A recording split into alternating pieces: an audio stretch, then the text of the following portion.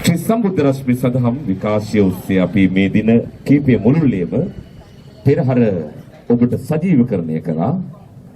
අද දවසේ මේ අවසාන මහා රන්දෝලි පෙරහර ඔබට සජීවකරණය කරන්නට අපි සූදානම් සිටිනවා.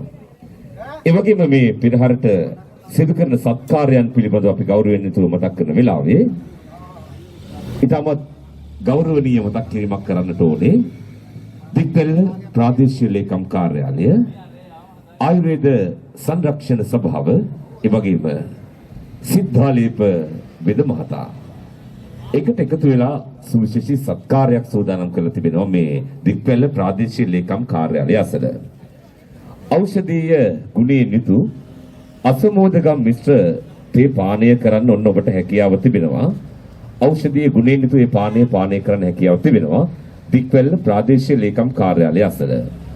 දික්වැල්ල ප්‍රාදේශීය ලේකම් කාර්යාලය අසල සිට තමයි අද අපි දවසේ මේ පෙරහර සජීවීකරණය කරන්න සූදානම්ෙන් ඉන්නේ. මුළු ලෝකයේම පෙරහර දකින්න සජීව විකාශය සිදු කරන්න බලාපොරොත්තු වෙන දික්වැල්ල ප්‍රාදේශීය ලේකම් කාර්යාලය අසල සිට.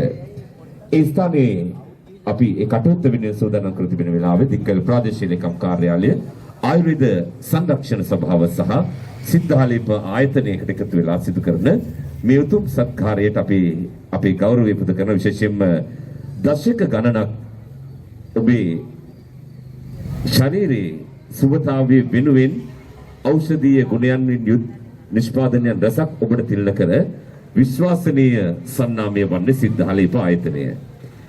සිද්ධාලේප ආයතනය දේශීය ආයතනයක් විදියට අපේකම රකින්න ආයතනයක්, අපේකම ඉදිරියට අරගෙන යන ආයතනයක්. ඉතින් අපි සිද්ධාලේප ආයතනයේ සියලුම නිලධාරීන්ට කළමනාකාරීත්වයට සිද්ධාලේප ආයතනයේ සේවය කරන සියලුම දෙනාට අපේ ගෞරවය මේ මොහොතේ අපි පිරිනමන ගමන් මේ කටයුත්තට උණ දෙන දික්වැල් ප්‍රාදේශීය ලේකම් කාර්යාලයේ නිලධාරීන්ටත් ඒ වගේම ආයුර්වේද සංරක්ෂණ සභාව නියෝජනය කරන සියලුම දෙනාටත් අපි අපේ ගෞරවය මේ මොහොතේ පුද කරනු ලබනවා.